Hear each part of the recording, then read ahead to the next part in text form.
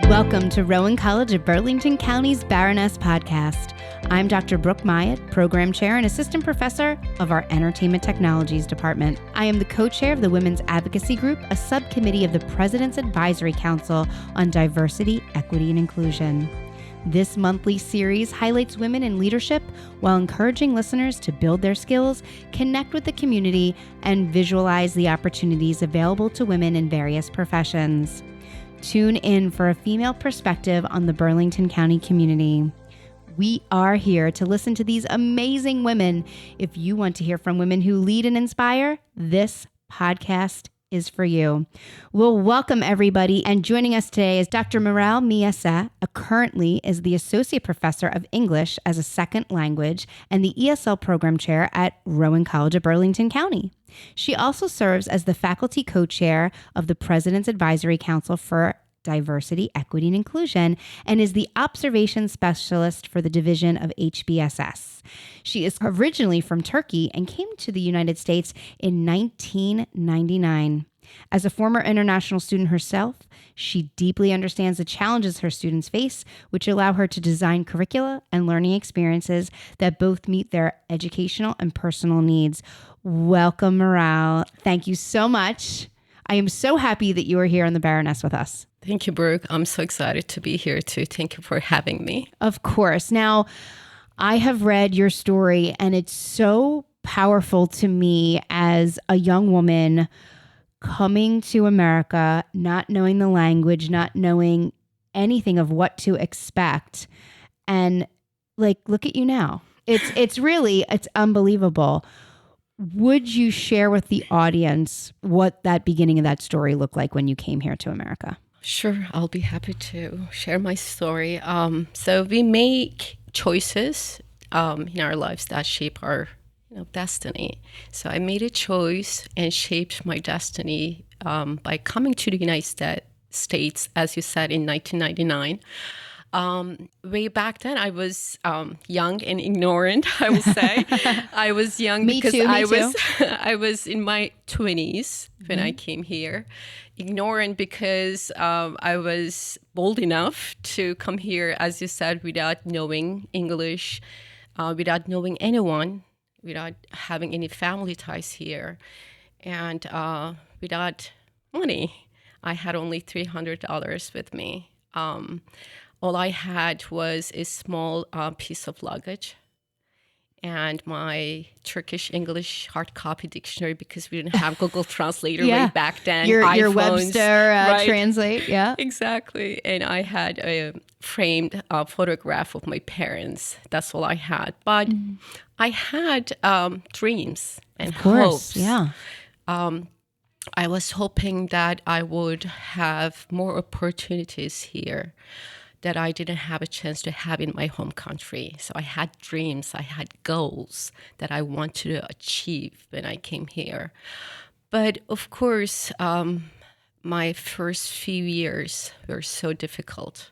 It was very difficult. It was very challenging. I'm sure. Again, I didn't know anyone, so I felt homesick, of course. I missed my family a lot. It was so hard for me to figure out everything all on my own without having my family here. And I knew that I had to go to school, but I didn't have money. So I had to work so hard because I didn't know English. So I kind of cleaned houses and cut grasses. You did anything to get by. Exactly. And living in New Jersey, South Jersey, you have to have a car.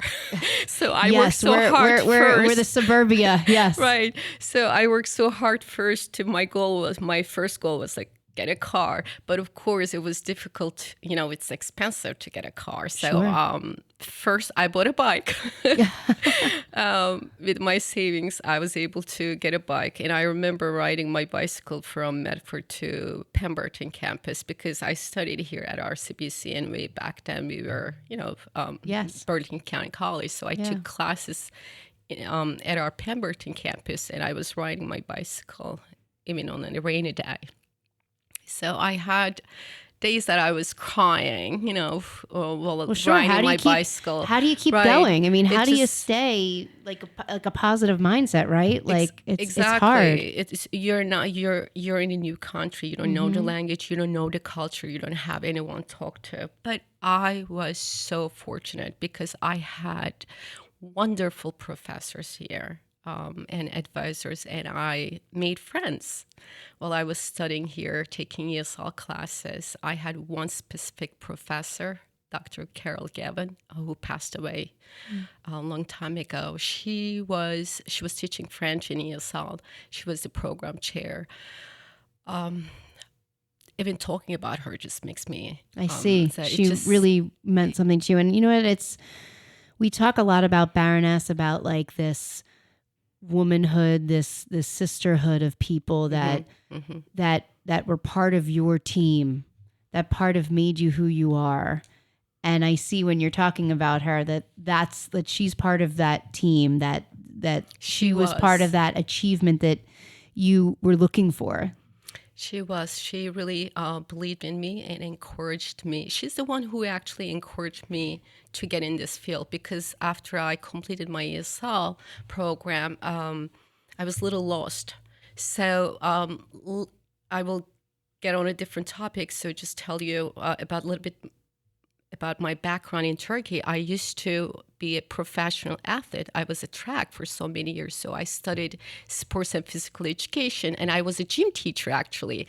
I worked in a middle That's one of those 3 truths and a lie that I would never think of. Was I a gym teacher? I would have never picked that for you, but I love knowing these little factoids now about you. I worked in a middle school for about 6 months, but my heart was somewhere else. I always wanted to get my master's degree, doctoral degree, and teach at college level. I wanted to become a college professor. Sure. Exactly. So that's why I came here, actually. That was the main goal, because in Turkey, in order to get your master's degree, you have to know English. There's a certain exam that you need to take. So that's why I came here. But so when I was studying ESL, I was planning to take college courses, so Dr. Gavin helped me to find my path. So I was taking college courses, and then she said, why don't you help other ESL students? So I started tutoring ESL students, and I realized that I love it. So after, so I have my bachelor's degree from Turkey, and then I earned my associate degree here at RCBC. And then because of Dr. Gavin's guidance, and I found out what I really like to do. So I earned my master's degree in teaching ESL. And I remember the day when I was accepted to the program at the College of New Jersey. She was sick at that time. She took me to lunch. We went out lunch, and she gave me this great small tiny figurine. It was beautiful, and she wrote me a card. She was so excited, she was so happy, and she told me, one day maybe you'll teach at RCBC, maybe you'll run the program. And it has come true. Yes, it has come true. So you're literally walking in her footsteps. You're in her like following your dream and your path of someone that helped you. And I think that's really powerful, because I think women, we all need like these supportive figures and leaders in our life, and that you found it here. And I'm sure now you, just like you're filling her shoes, you're also filling the shoes of you being that leader to all these other young women who are taking these ESL classes and who are other immigrants that are coming here and taking these classes, and you're there, they're looking up to you. I am. This is because I'm so grateful what great people that have helped me here. Way back then, of course, my mom, she's my, yeah, of course. As there's this. She's your rock. She's my rock, exactly. She passed away, but she was a very strong woman. So Kate Hodges, she said, behind every great woman, there is another great woman. So yes, I have like my mother, Dr. Gavin, and all the other great women who have supported me behind me. But I will expand that quote, and I will say, behind every great person, there's another great person. Other than those great women, I also have my oldest brother who supported me, helped me, guided me. I think it is really, as you said, it is really important to support each other. I think we are at our best when we help each other, when we support each other. And we have so many international students here at the college. They're coming in. They're coming in to learn English, but they also have other goals. Some of them are coming from countries. It's so difficult to live in their home countries. Sure. They're leaving their families behind, and some of them are lawyers, doctors. They have education, but because they don't know the language, they feel weak. Sure. They feel lonely. So I don't look at them only as a student who are there just to learn English. I understand their feelings and their backgrounds. So I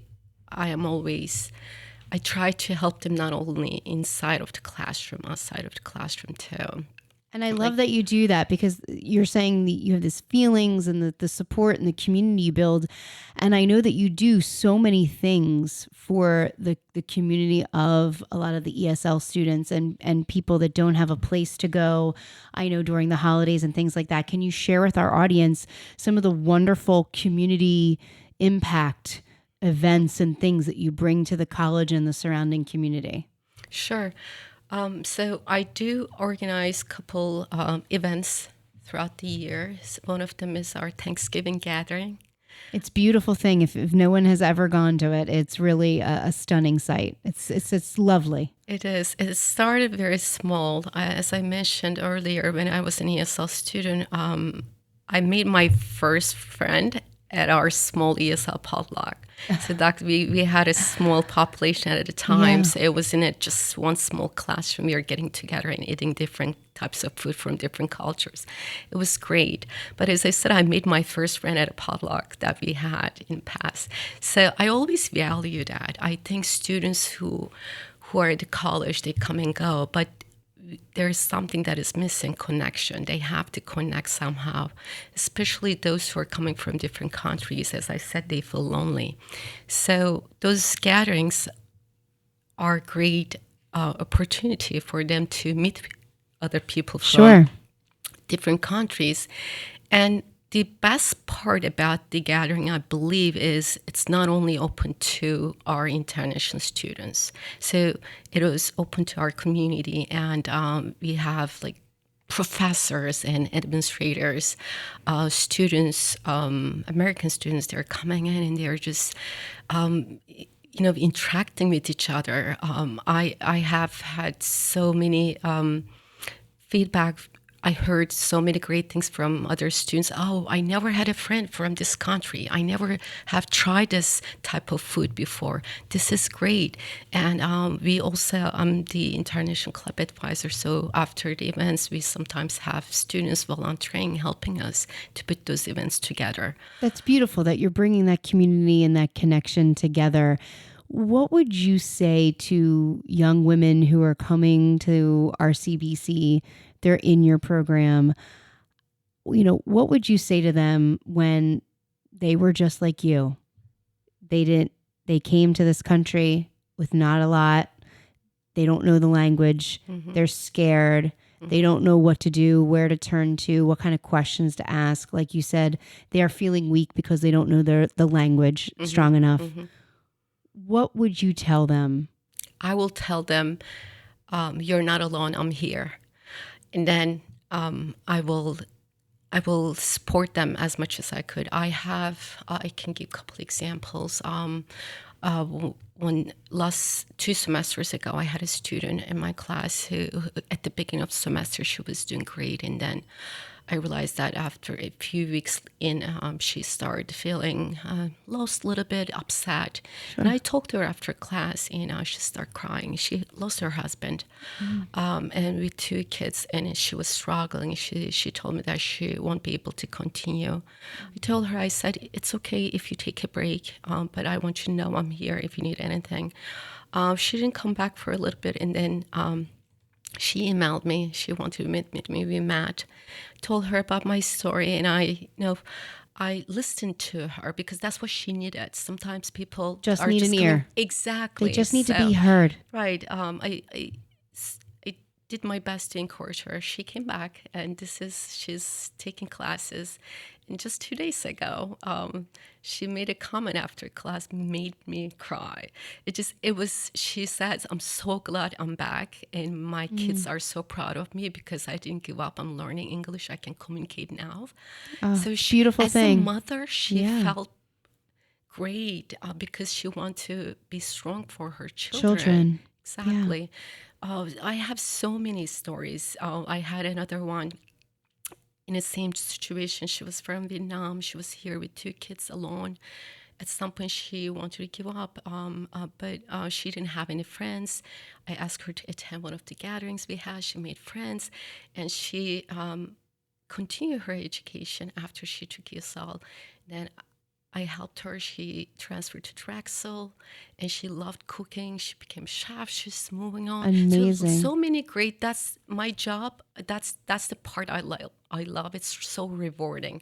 So if someone comes in and say, I'm scared, that's what I will tell them. Don't be scared. You can do this. You have to work hard, and you will get there. And I always tell them, you're not alone.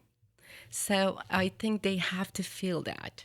That's what I felt when I came here, and I had great people that supported me. So that's what I'm telling them. That's what I will tell them. I will continue telling them. And looking back on your amazing achievements, right? You went undergrad, you got your master's, a doctorate. I know you're flying all over, giving talks about different papers and presentations, and we're so proud of you here in the RCBC community. It's just a wonderful thing. Did you ever think you would get there? You would be where you are today, a doctor and working here in academia, and that girl on the bus with the $300 and the framed picture of her parents with the small luggage? Did you ever think that this was attainable? Of course, way back then it seemed it wasn't. I didn't think that I will get that far.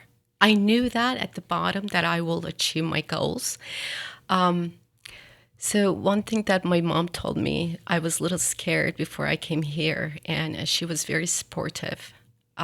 It was funny that my mom didn't have an education. She got married so young. She didn't go to school. She had to take care of her siblings. So she was a single mom when she was 27. Her husband passed away, so she had to raise 3 kids. So she was a very strong woman. Strong woman to get through that. Women. Yeah.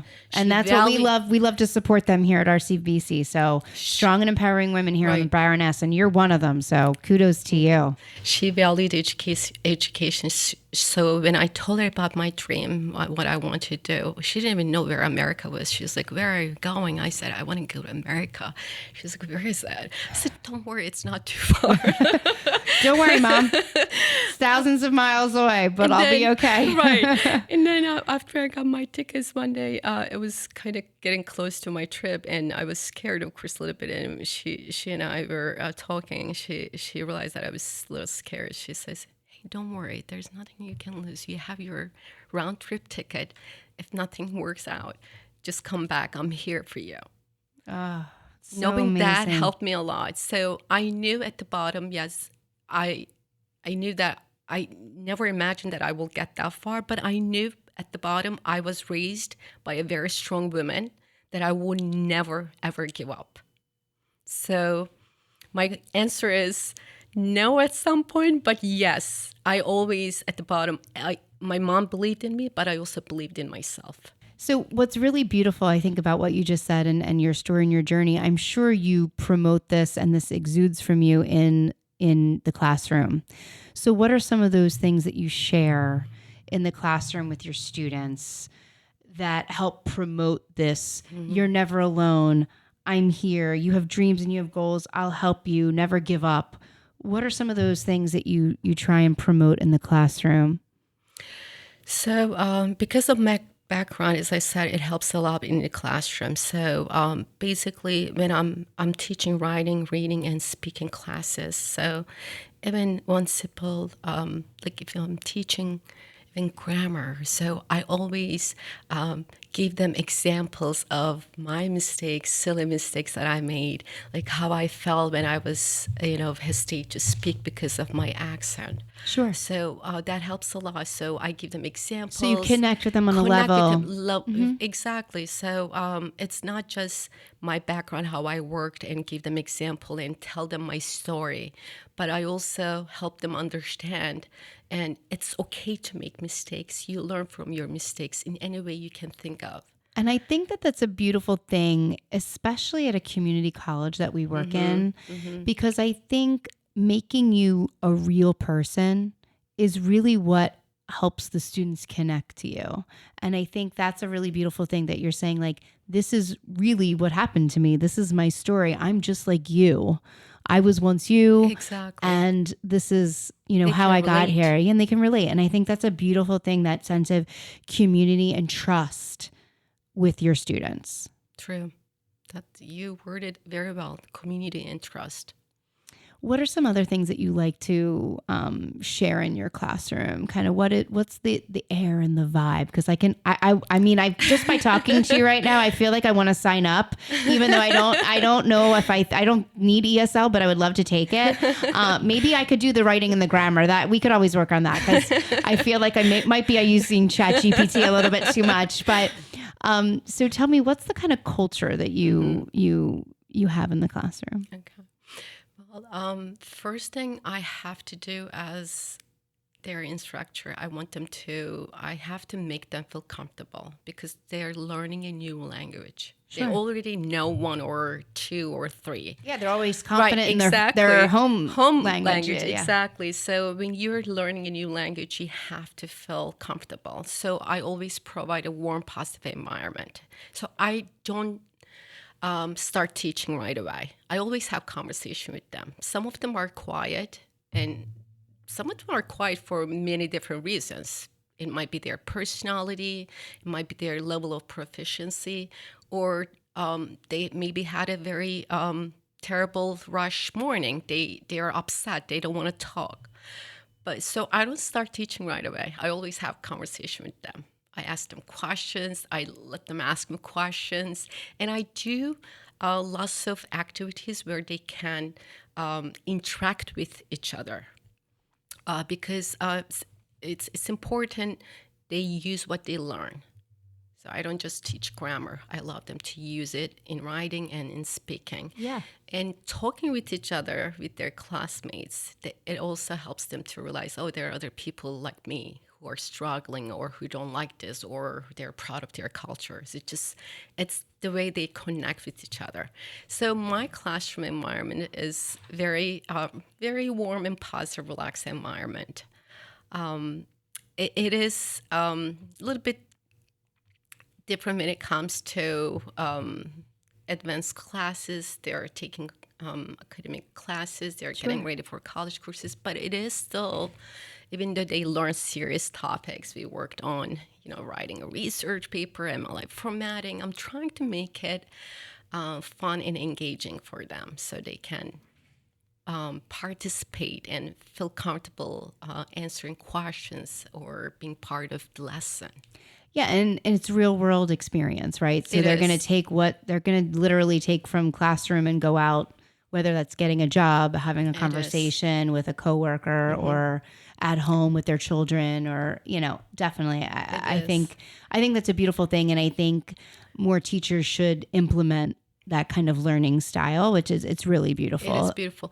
I'm sorry for interrupting you, but it is one thing also, I think this is an advantage for me, because my students are coming from different cultures. They bring their cultures to the classroom. Sure.